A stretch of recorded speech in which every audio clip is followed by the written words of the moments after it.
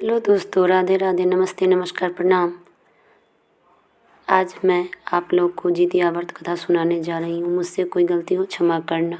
मैं भी किसी से सुनी हुई हूँ, जैसे अपनी नानी या दादी माँ से। तो ये बहुत ही पुराना कथा है। मैं इसमें कुछ भी जोड़ने की कोशिश नहीं कर रही हूँ, बस अपनी मम्मी के मुँह से जो भी सुनी हुई हूँ वो आपको सुना रही हूँ।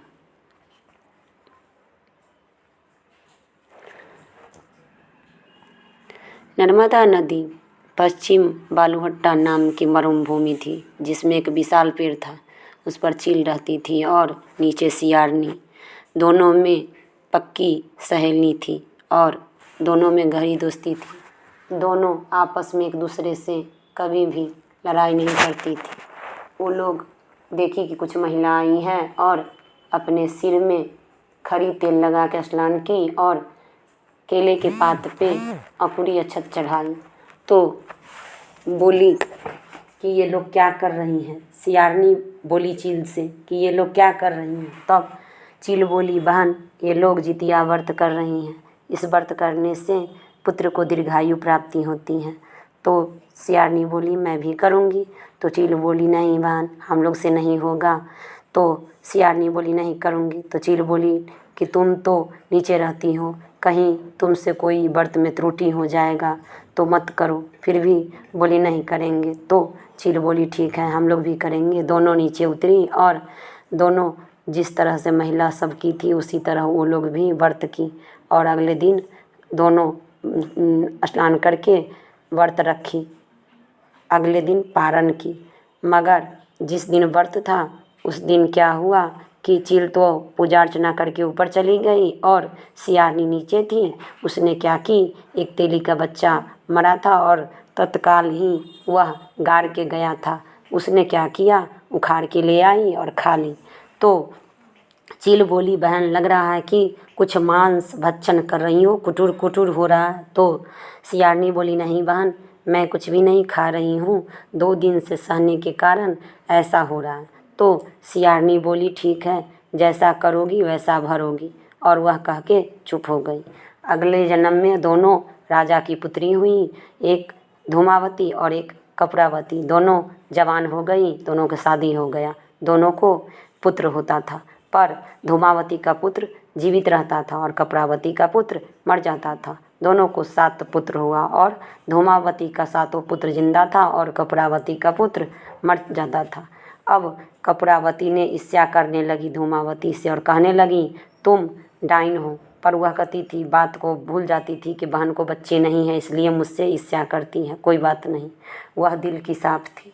तो धूमावती उस बात को टाल देती थी। कपूरावती उसको बच्चे को मारने के लिए कई बार सांप भेजे, कई बार बिरहनी भेजे और अंत में तो हद कर दी। उसने बोली धूमावती से, कपूरावती ने बोली धूमावती से, बहन, अपने बच्चे को भेज दो, बहुत दिन हो चुके हैं मिलने के लिए, भेजो।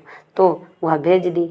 जब उसका पुत्र गया, धूमावती का पुत्र गया कपूरावती के पास, तो उसने क्या की, दिन भर तो बड़े प्यार से रखी और रात में सभी को सिर काट दी और सिर काट के एक लाल चंगेरा में बांध कर उसको भेज दी बहन के पास। और धौर जो था उसको क्या की, चौबटिया होता है उस पर रख दी।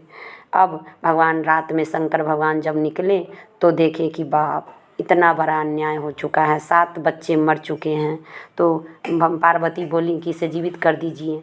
तो भगवान बोले कि ठीक है, और अपने कनिष्ठांगुरी को फाड़ कर अमृत निकाल कर उन पर छीट दिए और जीवित कर दिए। तो वो लोग बोले कि बड़ी नींद में सो गए थे।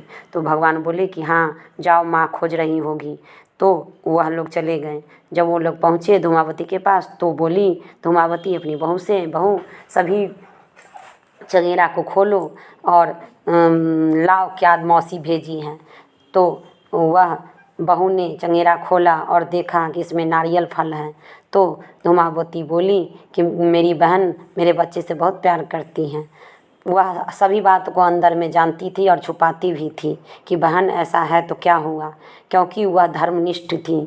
तो उसके बाद कपूरावती और जलने लगी और बोली बहन से कि तुम ना कुछ जानती हो, डाइन हो, मेरे बच्चे को खा गई, सो अब पंचायती होगा। तो धूमावती बोली कोई बात नहीं, पंचायती होगा, मगर नर्मदा नदी के पास ही पंचायती होगा। तो बोली सही है। बस राजा को बुलाई और पंचायती के लिए नर्मदा नदी के पास गई और राजा को सारा कहानी बताई कि मैं अगले जन्म में चील थी और ये सियारनी थी कपूरावती। दोनों हम लोग व्रत किए, जितिया व्रत, जिसमें इसने व्रत को तोड़ दी, एक तेली का बच्चा को खा ली, जिससे इसका व्रत टूट चुका था और मेरा व्रत सफल हो गया, इसलिए मेरा बच्चे जीवित है और इसका बच्चा मर जाता है। तो यह बोलती है कि मैं डाइन हूँ। तो राजा बोला इसको कैसे मानूँ, तुम्हारा न्याय बात सच है।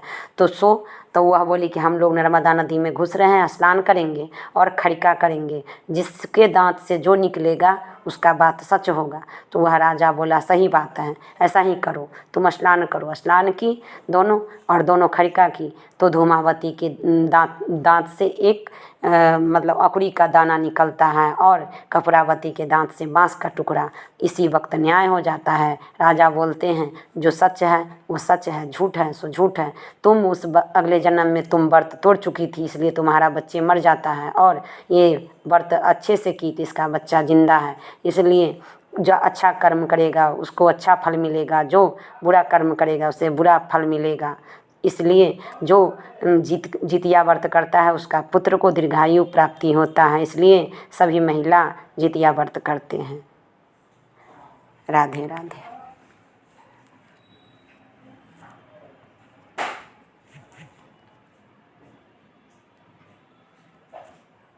और मैं नहीं करती क्योंकि मेरे पास तो सिर्फ कन्या है, 4-4। हेलो दोस्तों, राधे राधे, नमस्ते, नमस्कार, प्रणाम। आज मैं